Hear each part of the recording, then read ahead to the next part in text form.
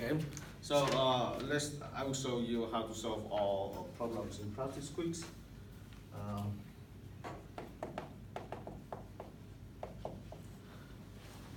but firstly, I would like to remind you two things, right? About motivations of integrals. Why do we need to study integrals? Because first we need to solve the area problem, right?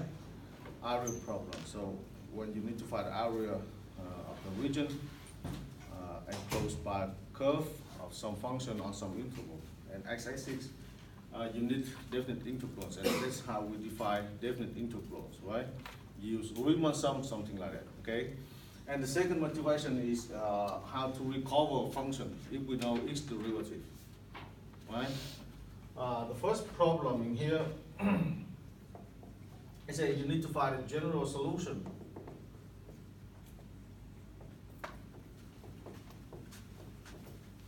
Find a general solution of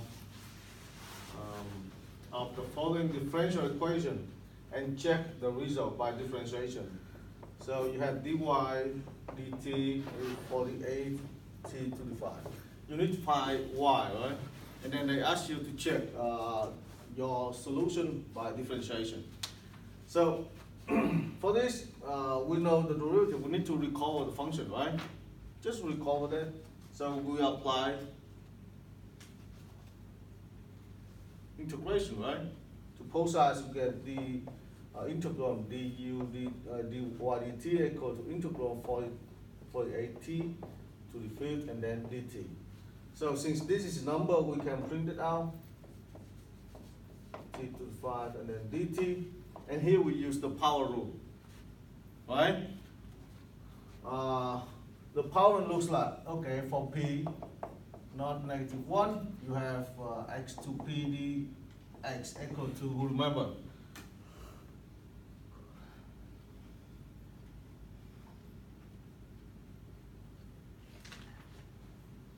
that is x to p plus 1 over p plus 1 plus c, right? P plus 1 plus c, okay? So if we apply the power rule for this integral, we get it is 48 t to the 6 over 6, right? Plus constant. That is in the right hand side. In the left hand side, you have integral d. I think I have to erase dt in here, right?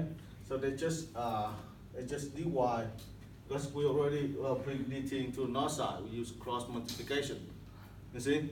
So basically, we have here dy equal to 48t to the 5 dt. So only after that we can integrate both sides.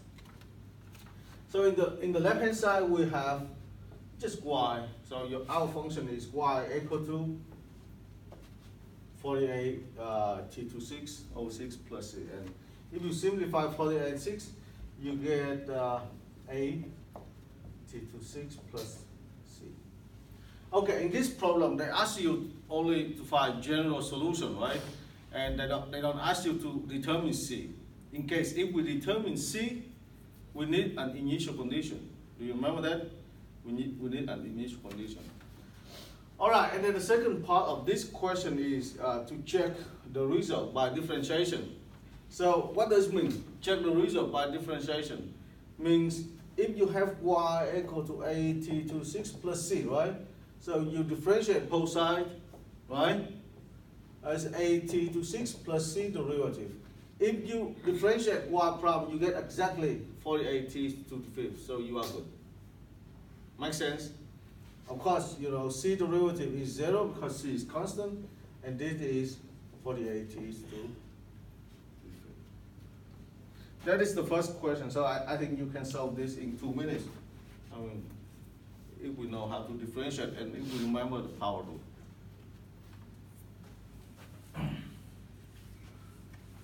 Any question for me? No? Okay. Power rule is easy enough. The second question is also about power rule. Evaluate indefinite integral. Right? That is another form, you know, when we have radical function, we can convert a radical function into power, right? So if you have functions like this, you can convert into the form x to 8 over 7 dx, right? And you use the power rule, and in this case, p is equal to, what is p?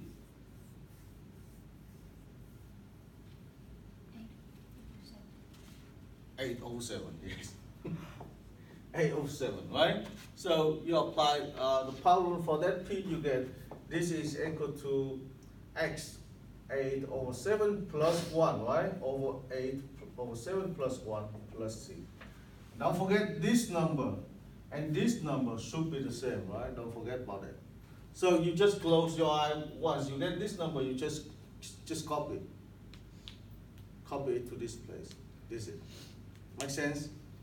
Yeah, you can leave your answer like this, or in case you can simplify that. For example, 7 with 1 and 8, you get 15 over 7, and when you divide by 15, you flip that, you know, and you get 7 over 15, x to 15 over 7 plus c. Again, right? If you remember the power rule and you use that fluently, you can solve this in 2 minutes. Is that right? Next question. Evaluate the, yes. The answer was 15 over 7. The answer is 7 Okay. over 15 because we flipped it. I mean, 15 over 7 is this. Okay. Next question, evaluate the definite integral from 4 to 7, 4 over x squared minus 1 dx.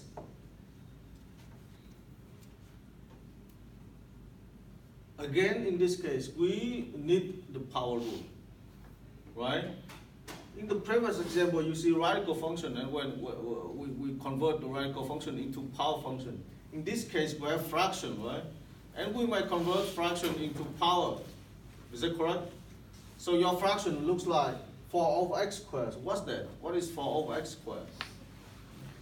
How to convert this into power?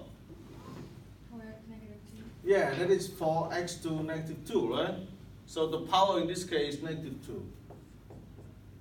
4 to 7 minus 1 dx.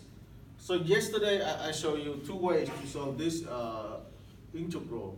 First way is that we can split this integral into 2 integrals, right? For 4x to negative 2 and for negative 1. Or you can find antiderivative of the whole function and then plug numbers into that. Do you remember? So we will do this in second way. So I will find antiderivative of the whole function and then plug 4 and 7 into that, right? So antiderivative of 4x to negative 2. 4 is just 4, right? I don't care about that. It's just coefficient.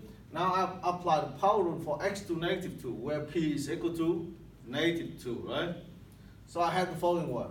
I have x to negative 2 plus 1 over negative 2 plus 1, right? I just copy that. And then for negative 1, negative is negative, and antiderivative of 1 is x, right? Antiderivative of 1 is x. I don't need c in this case, you know, because we are evaluating definite integral, right? When we evaluate definite integrals, we don't need c because, you know, if we use the first fundamental theorem, so c will disappear. And then I evaluate this function from 4 to 7. So you need to plug 7 and 4 into this and find the answer. Let me simplify this first. Okay, I have 4 times x to negative 1, right? Here is x to negative 1. I flip it right 1 over x. So here is negative 2 and plus 1 is negative 4. Basically, I have negative 4 over x, right? And then minus x. Then from 4 to 7. Now I plug 7 into that. I get negative 4 over 7 minus 7 minus negative 4 over 4 minus 4. So that is, you simplify that, you get the final answer.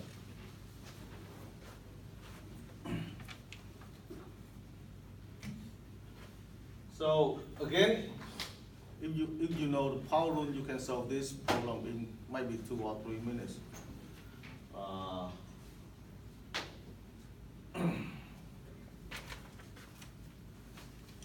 Any question for me? No? All right, so let's move to the last question. Again, power rule. Again, power rule.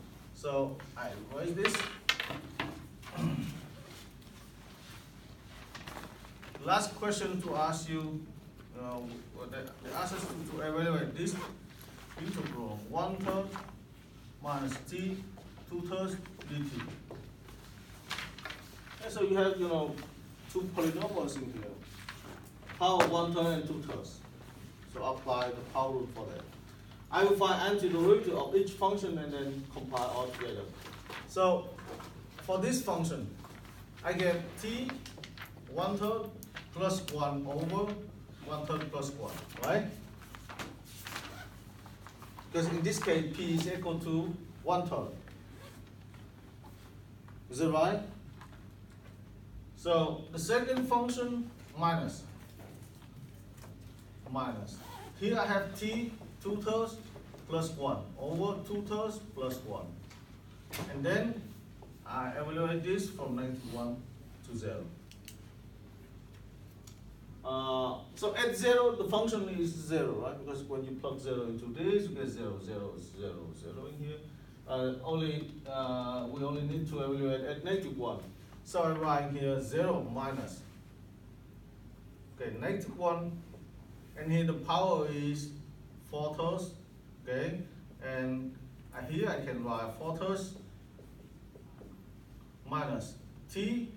In this case, I have -1 to 5/3, and then 5/3. Okay, so what is this? 91 or 1?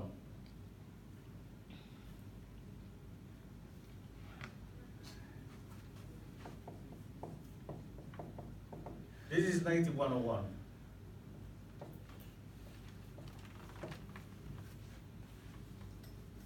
One or 91.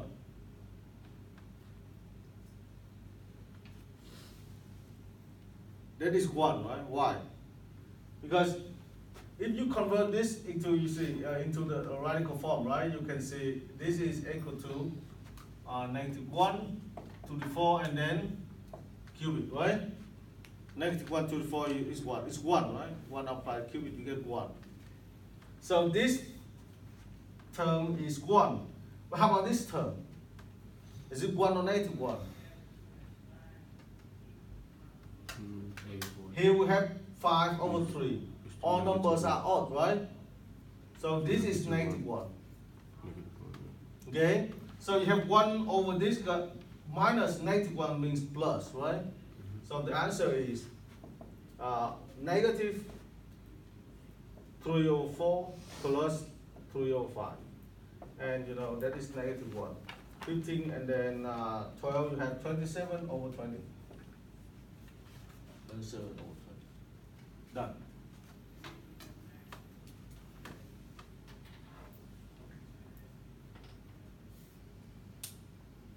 Okay, so that is practice test.